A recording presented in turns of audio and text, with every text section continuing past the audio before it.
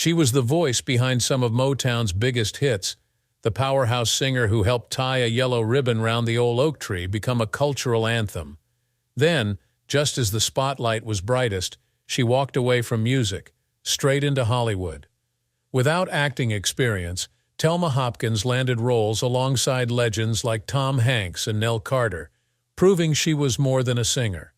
She became a sitcom staple, starring in Family Matters, Gimme a Break, and Half and Half. But behind the laughter, her journey was anything but easy. A tough childhood, a marriage that quietly ended, the struggle of balancing fame and motherhood. Telma faced it all while the world only saw the smiles. Now, decades later, fans are asking, what really happened to Telma Hopkins? And why has her story taken such a heartbreaking turn? Telma Hopkins never wanted to be an actress. She wasn't one of those kids dreaming of Hollywood or practicing lines in front of a mirror. For her, it was always music. Singing was her passion, her purpose, and her way out. She was born on October 28, 1948, in Louisville, Kentucky, but Detroit is where she grew up. Raised by her grandmother in Highland Park, Michigan, Telma was surrounded by music. And not just any music. This was the era of Motown, the golden age of soul. Detroit was a sound, a movement, a revolution in music. Telma wanted to be part of it, and she was. She started behind the scenes, working as a backup singer for some of the biggest names in the industry. Her voice is on hits, songs you've heard 100 times without realizing she was there. She sang backup for Marvin Gaye, the Four Tops, and Freda Payne. And then there's Theme from Shaft. That powerful voice shouting, "Shut your mouth" in Isaac Hayes' iconic hit, that's Telma. She wasn't famous yet, but her voice already was. Then in 1970, everything changed. Tony Orlando was struggling to restart his career when he recorded a song called Candida. It was meant to be a one-off, something small. But when the song became a surprise hit, Bell Records had a problem. They needed a real group to promote it. Orlando turned to two backup singers he trusted, Telma Hopkins and Joyce Vincent Wilson. He asked them to become part of Dawn, and just like that, they were a band. Their next single, Knock 3 Times, was even bigger. It hit #1, selling over 6 million copies. Suddenly, Telma wasn't just a background singer anymore. She was in the spotlight. By 1973, the group, now billed as Dawn featuring Tony Orlando, released Tie a Yellow Ribbon Round the Old Oak Tree. The song exploded.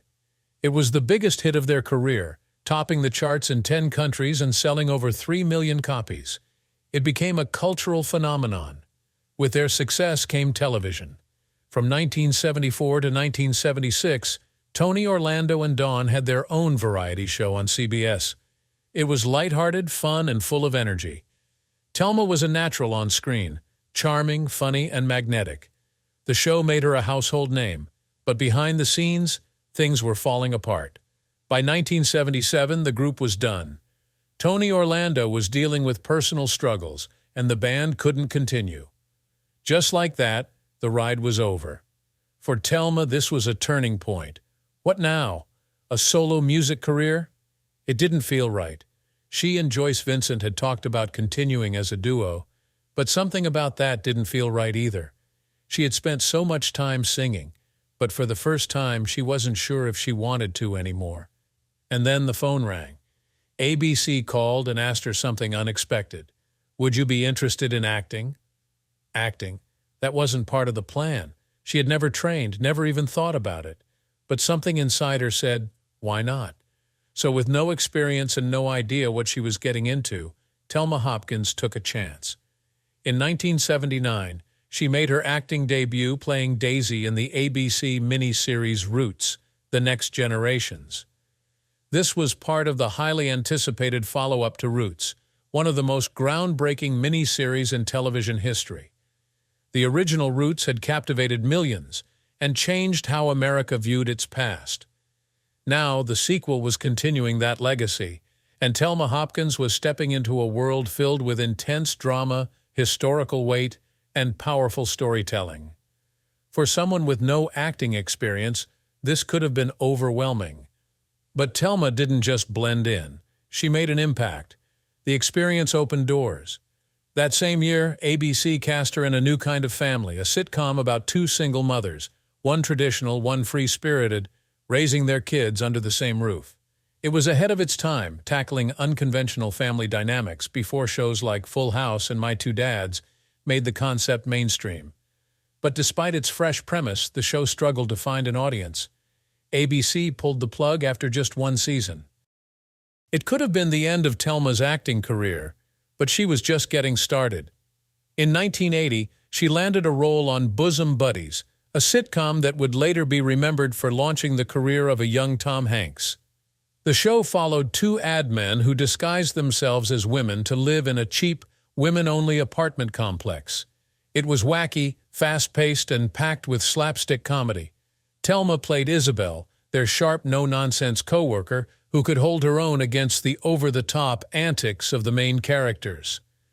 But even with its unique premise and growing fan base, Bosom Buddies struggled with ratings. After 2 seasons, ABC canceled it in 1982.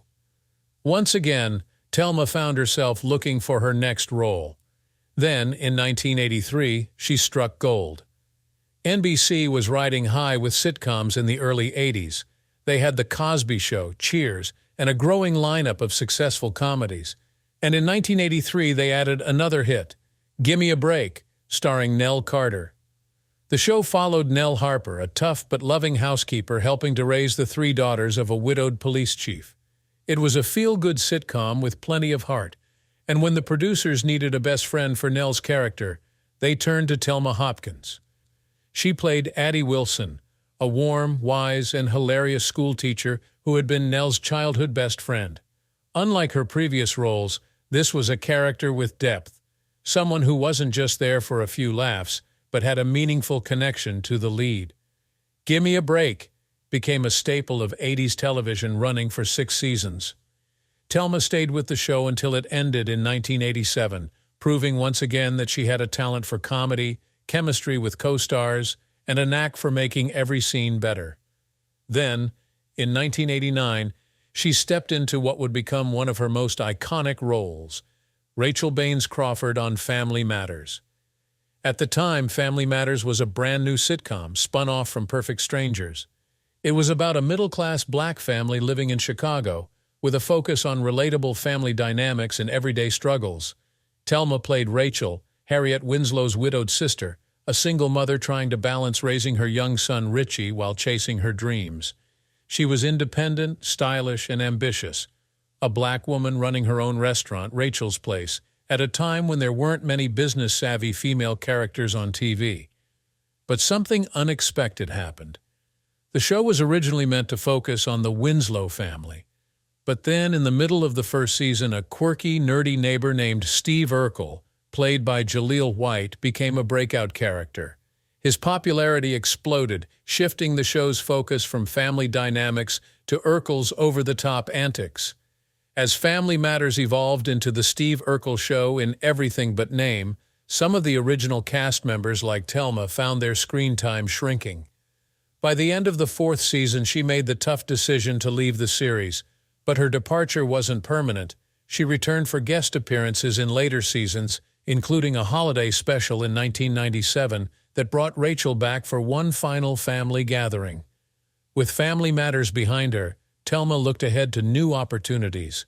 And in 1993, she found herself leading her own sitcom, Getting By. This time, she wasn't just a supporting character. She was the co-lead, alongside Cindy Williams of Laverne and Shirley fame. The show followed 2 single mothers, one black, one white, raising their families together under one roof. It was a fresh take on blended families, long before shows like Step by Step and Modern Family made the concept mainstream. But despite strong performances and a heartwarming premise, Getting By struggled with ratings. ABC canceled it after 1 season, and NBC picked it up for another year. Unfortunately, it wasn't enough to keep it on the air, and by 1994, it was gone. Still, Telma kept working. She popped up in hit shows like The Hughleys and Any Day Now, proving that she could still command attention in any role. She also took on a completely different challenge, science fiction. In the mid-90s, she starred in Trancers, a cult classic film series about time travel and futuristic bounty hunters. It was miles away from the sitcom world, but Telma once again proved she could handle anything Hollywood threw at her. By the early 2000s, sitcoms were changing. The era of Friends and Everybody Loves Raymond was in full swing, and networks were looking for fresh voices. Telma was ready. In 2002, she joined Half and Half, a UPN sitcom about two half-sisters, one raised by a rich, glamorous mother, the other by a down-to-earth, working-class mom, learning to bond as adults. Telma played Phyllis Thorne, the stylish, quick-witted mother of one of the sisters. It was a perfect fit, bringing her back into the sitcom world in a major way. The show ran for 4 seasons, ending in 2006, but Telma had once again proved that she was still a force in television. And she wasn't done yet. Over the next decade, she kept working. She joined Are We There Yet?, starring Terry Crews, and played Martin Lawrence's mother in Partners. She even reunited with her Family Matters co-star Bryton James in 2021 when she made a guest appearance on The Young and the Restless. Her career had come full circle, from a young girl in Detroit with no acting experience to a music star, a sitcom icon, and a beloved TV mom. But while her career was filled with success, her personal life was a roller coaster of triumphs and heartbreaks. And behind the laughs and the bright lights, she was facing battles no one saw coming. Her romantic life was a series of ups and downs. She married Donald B. Allen in 1970, but their relationship didn't last. By 1977, they had divorced, though they remained connected through their son, Gerald. After her marriage ended, Telma had a string of high-profile relationships. In the late 70s, she was linked to NFL legend Jim Brown, a man known as much for his dominance on the football field as for his controversial personal life. Then came A.V. Falana, the brother of actress and singer Lola Falana. By the early 80s, she was in a relationship with Robert Guillaume, the Emmy-winning actor from Benson and The Lion King. But that, too, eventually faded. Rumors swirled in the 90s that she was dating Star Trek icon Michael Dorn, though neither ever confirmed it. And in 2000, reports surfaced that she was engaged to Riff Hutton, her on-screen love interest from Getting By. But whether it was the pressures of Hollywood or simply fate, none of these relationships lasted. Today, Telma is reportedly single, focused on her career, her family, and the things that truly matter to her. Through it all, one person remained her priority, her son, Gerald. Raising a child as a single mother in Hollywood was no easy task. Telma had grown up without her own mother, so she was determined to be present for Gerald despite her demanding schedule. But reality hit hard. Between filming TV shows, recording music, and traveling for work, she often had to leave him behind. The guilt weighed on her. She worried that she was making the same mistakes her own mother had, but Gerald never saw it that way. To him, Telma was just mom. He may have had a front-row seat to celebrity life, meeting stars like Tom Hanks and Michael Jackson, but to him, his childhood felt normal. His mother made sure of that. She kept him grounded, reminding him that their success wasn't just about talent, it was about the fans who supported them. And whenever she could, she brought him along for the ride. Before he started school, Gerald traveled with her often, even appearing with her on stage. And when she couldn't be there, she made sure he was surrounded by love. She built a village around him, family members, close friends, and even a live-in housekeeper who became like a second mother to him. No matter how busy she was, Telma made sure Gerald felt secure, and it worked. Unlike so many children of Hollywood stars, Gerald grew up without resentment. He understood the sacrifices his mother made, and instead of feeling abandoned, he felt blessed. And while her family life was solid, Telma never stopped working. Decades after her music career, after Family Matters, after Half and Half, she was still landing roles. She joined The Young and the Restless in 2021, reuniting with her Family Matters co-star Bryton James. Then, in 2022, she made a surprise return to the show. Fans love seeing her back on screen, proving that even after all these years, she still had that star power. She wasn't just acting in soap operas. She was making waves in Hollywood. In 2023, she starred in Clean Slate, a groundbreaking Amazon Prime series created by TV legend Norman Lear. The show tackled family, identity, and acceptance, bringing Telma back into the spotlight in a whole new way. At 76 years old, she wasn't slowing down. She was still breaking barriers, still making people laugh, and still proving that talent has no expiration date. And through it all, she never forgot the importance of giving back. Telma has been deeply involved in charity work for years, especially when it comes to children. She's worked with organizations like Caring for Babies with AIDS, mentored young artists, and spoken out about issues close to her heart. Today, Telma Hopkins has an estimated net worth of $4 million. It's a testament to a career that has spanned over 5 decades. From singing backup for Marvin Gaye to starring in sitcoms, from variety shows to soap operas, she's done it all. She's a true Hollywood survivor, a woman who has navigated an industry that isn't always kind to black actresses, let alone ones who transition from music to acting. But despite everything, the fame, the fortune, the heartbreaks, Telma remains down to earth. She isn't chasing the spotlight. She isn't trying to relive past glory. She's doing what she loves on her terms, and she's still winning.